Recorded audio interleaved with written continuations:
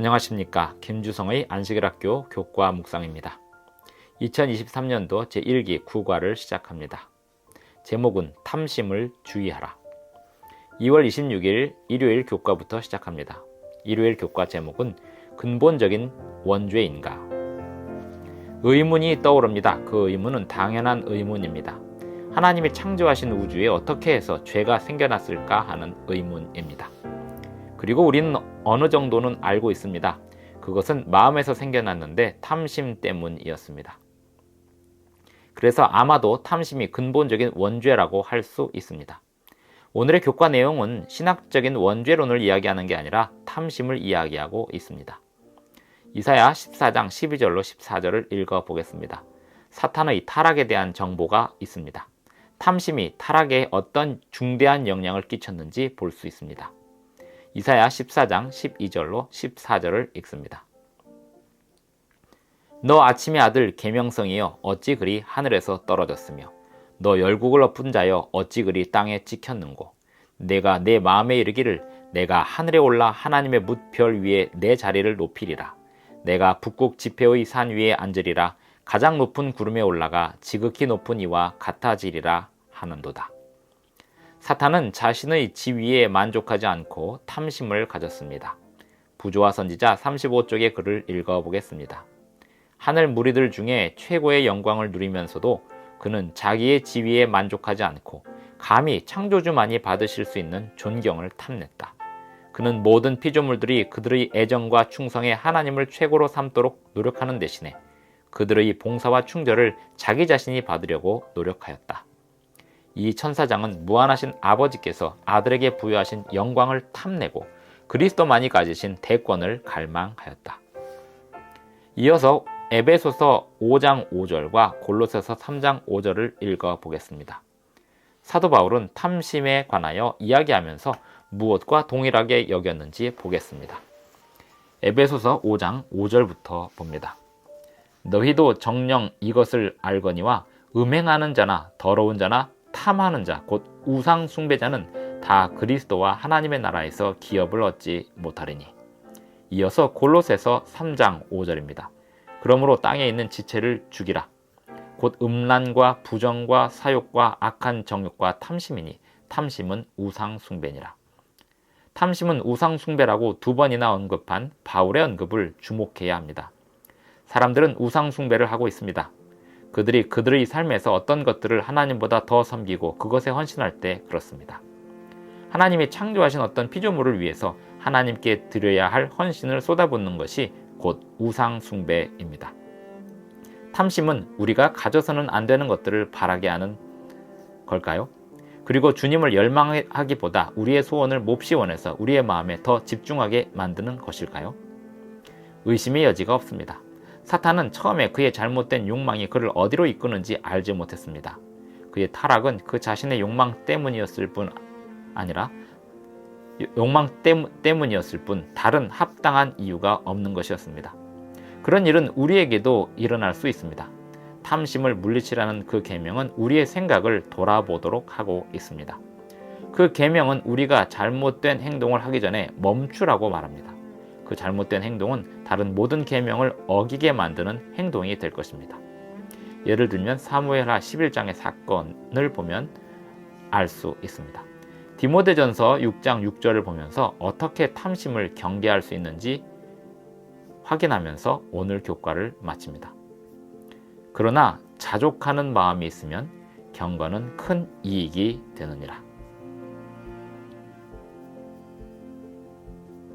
2월 27일 월요일 교과입니다. 제목은 진영 내의 저주받은 물건. 그때는 이스라엘 역사에서 가장 중요한 시기 중 하나였습니다. 40년간의 출애굽 광야 생활이 맞춰가고 있었습니다. 그들은 마침내 약속의 땅에 들어가고 있었습니다. 극적인 기적으로 이스라엘 백성들은 요단강의 수위가 가장 높은 시기에 마른 땅으로 건너갈 수 있었습니다. 요단강을 마른 땅으로 밟고 건너간 일은 가나안의 이방 왕들에게 두려움이 되게 하였고 전의를 상실시키게 하는 일이 되었습니다. 가나안 정복의 첫 번째 관문은 성벽으로 요새화된 여리고 성이었습니다. 여리고 성을 정복할 방법을 아무도 알 수 없었고 여호수아도 역시 그랬습니다. 여호수아는 하나님께 기도를 드리고 그에 대한 응답으로 그 성을 무너뜨릴 계획이 공개되었습니다. 그 계획에 따라서 여리고 성을 공략할 수 있었습니다. 하지만 그때 매우 안 좋은 일이 터졌습니다. 그 일은 여호수아 7장에 기록되어 있습니다. 여리고 성을 무너뜨린 직후 일어난 그 불행한 일은 오늘날 우리에게도 큰 교훈을 남기게 되었습니다. 아간이 지목되었을 때 그는 그가 한 일을 인정하였습니다. 그 물건을 탐내어 가졌다고 했습니다. 이 탐내어라는 단어의 히브리어 단어 하마드는 어떤 곳에서는 매우 긍정적인 의미로 사용되기도 했습니다. 같은 어근을 가지고 있는 단어가 다니엘 9장 23절에 나오는데 가브리엘이 다니엘에 대하여 묘사하는 단어로 쓰였습니다. 은총을 입은 이라고 하면서 다니엘을 묘사한 것입니다.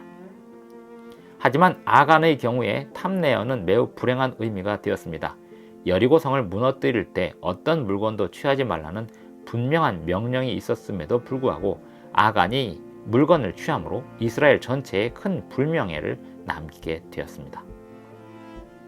여호수아가 아이 성과의 전투에서 패배한 이후에 두려워하며 이렇게 기도합니다. 여호수아 7장 9절입니다. 가나안 사람과 이 땅의 모든 사람들이 듣고 우리를 둘러싸고 우리 이름을 세상에서 끊으리니 주의 크신 이름을 위하여 어떻게 하시려 하나이까 하니. 다시 말하면 하나님께서는 여리고성 전투의 승리를 통해 영광을 받으셔야 했던 것입니다. 그 큰 승리를 통하여 주변의 모든 나라들이 하나님께서 이스라엘 백성을 돌보시는 능력을 알게 하려는 목적이 있었습니다. 이스라엘의 승리는 다른 측면에서 볼 때 여호와 하나님의 능력의 증거가 되어야 했습니다. 물론 아이성과의 전투에서 패배하면서 몇 사람을 잃은 것뿐 아니라 증거도 손상을 입게 되었습니다. 아간이 여리고성에서 물건을 취하면서 스스로 어떤 합리화를 했었을까요? 여리고성 전체에서 나온 노획물 중에서 자기가 취한 것은 정말 작은 것에 불과하다고 했을 것이고 아무도 알 수 없을 것이라고 생각했을 것입니다. 별로 문제가 안 될 것이라고 생각했을 것이고 자기 가족들에게 재물이 필요하다는 생각을 했을 것입니다. 아간의 경우를 보면서 우리는 그가 했을 그런 합리화에 빠지지 않도록 해야 하겠습니다. 2월 28일 화요일 교과입니다. 제목은 유다의 마음. 성경에서 가장 비극적인 이야기 중 하나가 가룟신 유다 이야기입니다. 이 사람은 이 세상의 역사에서 가장 큰 특권을 가졌던 12인 중에 하나였습니다. 당시 예수님과 늘 함께 할 수 있었고 영원한 진리에 관해서 직접 배울 수 있었습니다. 유다와 같은 그런 특권을 조금도 누리지 못했던 많은 사람들은 구원을 받게 되는 반면 유다는 우리가 알듯이 영원한 멸망에 이르게 되었다는 사실이 비극이 아닐 수 없습니다. 왜 그렇게 되었을까요? 답은 한 단어에서 발견됩니다. 탐심, 즉 마음에 자리 잡은 잘못된 욕망이었습니다. 요한복음 12장 1절로 8절을 읽어보면 마리아의 행동이 그 잔치에 참여한 모든 사람들에게 관심을 끌게 만들었습니다. 그때 유다의 반응을 주목해 보겠습니다. 그리고 예수님의 답변도 보겠습니다. 5절이 유다의 반응이고 7절, 8절이 예수님의 반응이었습니다. 5절을 읽습니다. 이 향유를 어찌하여 300데나리온에 팔아 가난한 자들에게 주지 아니하였느냐 하니 이렇게 말하면 가난한 자들을 생각함이 아니요 그는 도둑이라 돈꾀를 맞고 거기 넣는 것을 훔쳐 가미러라. 7절, 8절을 읽습니다. 예수께서 이르시되 그를 가만두어 나의 장래할 날을 위하여 그것을 간직하게 하라. 가난한 자들은 항상 너희와 함께 있거니와 나는 항상 있지 아니하리라 하시니라. 예수님은 점잖게 유다의 탐심 가득한 말을 책망하셨고 유다는 그 길로 예수님을 잡으려는 대제사장들에게로 갔습니다. 유다는 마리아가 예수님께 드린 선물보다 훨씬 적은 금액에 예수님을 그 제사장들에게 팔아 넘기기로 하였습니다. 유다는 왜 그렇게 된 걸까요? 그는 많은 기회들을 얻었고 특권을 누렸었는데 왜 그렇게 악한 길을 가게 되었을까요? 시대의 소망 716쪽의 글을 읽어보겠습니다. 유다는 크신 선생님을 사랑하였으며 그분과 함께 있기를 간절히 사모했다. 그는 자기의 품성과 생애가 변화되기를 바랐고 자기 자신을 예수님과 연합함으로 그 같은 경험을 하고 싶어 했다. 구주께서는 유다를 거절하지 않으셨다. 그분은 12 중의 한 자리를 유다에게 주셨다. 예수께서는 유다에게 전도 사업을 하도록 위탁하셨다. 예수께서는 유다에게 병자를 고치고 귀신을 쫓아낼 능력을 주셨다. 그러나 유다는 자기 자신을 그리스도께 완전히 복종시키는 지점에 이르지 않았다. 우리는 누구나 성품에 결함이 있습니다. 하지만 하나님께 굴복한다면 우리 안에 역사하시는 하나님의 능력으로 극복될 수 있습니다. 유다는 온전히 굴복하지 않았습니다. 탐심의 죄를 그리스도의 능력으로 극복할 수 있었지만 그렇게 하지 않아 탐심이 그를 극복해 버렸습니다. 그렇게 하여 비극적 결말에 이르렀습니다. 이런저런 일에서 탐심으로 갈등을 겪지 않은 사람이 우리 중에 누가 있을까요? 없을 것입니다. 유다의 경우는 돈에 대한 탐심이 있었습니다. 탐심은 마음의 문제였지만 유다로 하여금 돈꾀에서 돈을 훔치게 하였고 결국에 예수님도 배신하게 만들었습니다. 탐심이 일으키는 위험성에 관하여 우리 모두를 위한 끔찍한 교훈을 남겼습니다. 작은 것처럼 보이는 것들, 마음에 가진 단순한 욕망들이 재앙을 불러오고 영원한 멸망에 이르게 만듭니다. 3월 1일 수요일 교과입니다. 제목은 아나니아와 삽비라. 그때는 교인이 되는 게 매우 신나던 때였습니다. 오순절 성령 강림으로 성령의 역사가 풍성해진 교회에서 사도들은 복음을 능력 있게 증거했습니다. 수천 명의 사람들이 교회에 들어왔습니다. 사도행전 4장 31절 32절을 읽어보겠습니다. 빌기를 다음에 모인 곳이 진동하더니 무리가 다 성령이 충만하여 담대히 하나님의 말씀을 전하니라. 믿는 무리가 한 마음과 한 뜻이 되어 모든 물건을 서로 통용하고 자기 재물을 조금이라도 자기 것이라 하는 이가 하나도 없더라. 그 시대에 교인이 되는 것이 아나니아와 삽비라에게 얼마나 큰 특권이었는지 모릅니다. 교회가 부흥하고 있었고 성령의 역사가 눈에 띄게 나타나고 있었습니다. 사도행전 4장 34, 35절을 봅니다.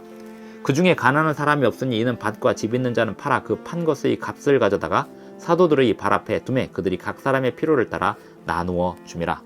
이런 배경 속에서 일어난 일들로 감명을 받고 그 감동적인 일들에 참여하기 위하여 아나니아와 삽비라도 나섰습니다. 그들의 소유 일부를 팔아서 교회의 성장에 공헌하기로 결심하였습니다. 지금까지는 좋았습니다. 사도행전 5장 1절부터 11절에 아나니아와 삽비라에 관한 이야기가 나옵니다. 1절부터 3절까지만 읽어보겠습니다. 아나니아라는 사람이 그의 아내 삽비라와 더불어 소유를 팔아 그 값에서 얼마를 감추매 그 아내도 알더라. 얼마만 가져다가 사도들의 발 앞에 두니 베드로가 이르되 아나니아야 어찌하여 사탄이 내 마음에 가득하여 내가 성령을 속이고 땅값 얼마를 감추었느냐. 그 이후 아나니아와 삽비라에게 일어난 일들의 이유는 무엇일까요? 땅판 값의 일부를 챙긴 것이 나쁜 것이었을까요? 아니면 거짓말한 것이 나쁜 것이었을까요? 우선 그들이 교회 사역에 재산을 팔아 바치기로 했던 처음의 동기는 순수해 보입니다. 문제는 그 다음이었습니다. 사도행전 72쪽의 글을 읽습니다. 후에 아나니아와 삽비라는 탐욕의 감정을 이기지 못하여 성령을 슬프게 하였다. 그들은 그들의 약속을 후회하기 시작했고 곧이어 그리스도의 사업을 위하여 큰일을 하려는 소망으로 그들의 마음을 뜨겁게 했던 그 아름다운 축복의 감화를 잃었다. 다시 말하면 그들의 동기가 최선이었다 하더라도 그들의 탐심이 그들을 위선적이고 가장하는 상태가 되게 만들었습니다. 사도행전 5장 11절을 봅니다. 온 교회와 이 일을 듣는 사람들이 다 크게 두려워하니라. 이 사건은 사람들로 하여금 그들의 11조와 하나님의 것을 하나님께 더욱 잘 돌려드리도록 만들었습니다. 하지만 이 이야기는 사람들의 헌금 생활에 더욱 신실하도록 경고하는 목적으로 기록된 것은 아닙니다. 그보다는 탐심이 사람을 어떻게 이끄는지 교훈하기 위함이 기록된 목적이었습니다. 사도행전 74쪽의 글을 읽으며 오늘 교과를 마무리합니다. 탐욕과 기만과 위선에 대한 하나님의 가증히 여기심에 대한 이 신뢰는 초대교회뿐만 아니라 장래 모든 세대에게 하나의 위험한 신호로 주신 바 되었다. 아나니아와 삽비라가 처음에 마음에 품은 것은 탐심이었다. 저희가 주님께 약속한 것의 일부분을 자신들을 위하여 보류하여 두고자 한 욕망 때문에 그들은 기만과 위선을 행하게 되었다.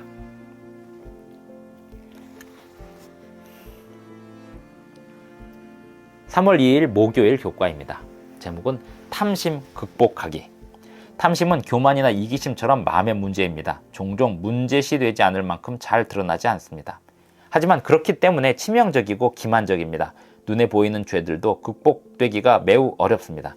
거짓말, 간음, 도둑질, 우상숭배, 그리고 안식일 계명을 위반하는 일 같은 죄들이 그렇습니다.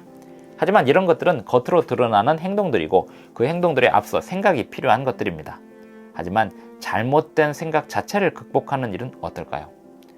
훨씬 어렵습니다. 고린도전서 10장 13절을 읽어보겠습니다.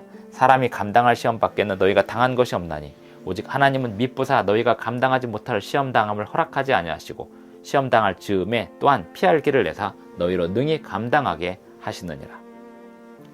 탐심을 극복하게 하는 문제를 생각한다면 이 성경절, 다음에 나오는 성경절들은 매우 중요합니다.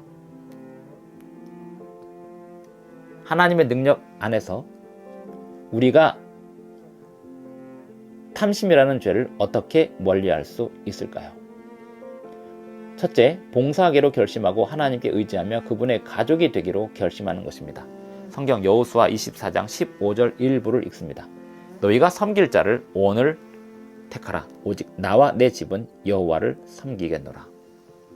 둘째, 매일 기도하되 마태복음 6장 13절의 말씀을 포함시켜서 기도하는 것입니다. 마태복음 6장 13절을 봅니다. 우리를 시험에 들게 하지 마시옵고 다만 악에서 구하시옵소서.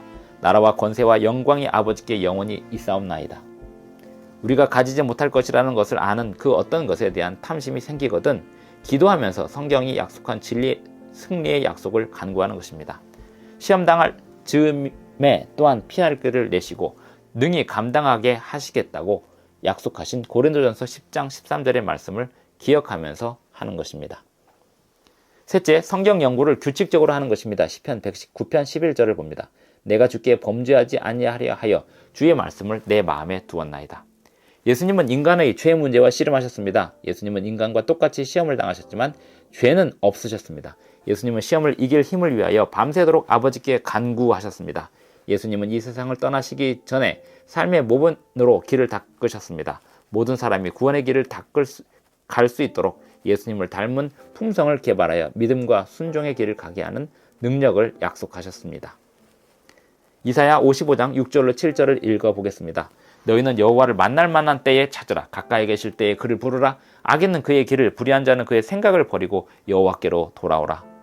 그리하면 그가 긍휼히 여기시리라. 우리 하나님께로 돌아오라. 그가 너그럽게 용서하시리라. 끝으로 교회 증언 3권 382쪽의 글을 읽으며 오늘 교과를 마칩니다. 그리스도의 사랑이 우리의 마음을 채우고 우리의 생애를 지배하는 데 비례하여 탐욕, 이기심, 안위를 사랑하는 정신은 극복될 것이다. 그리스도의 종임을 주장하는 우리는 그분의 뜻을 행하는 데서 즐거움을 찾게 될 것이다. 그때 우리의 행복은 그리스도의 사랑에 의하여 고무된 비이기적인 일에 참여하게 할 것이다.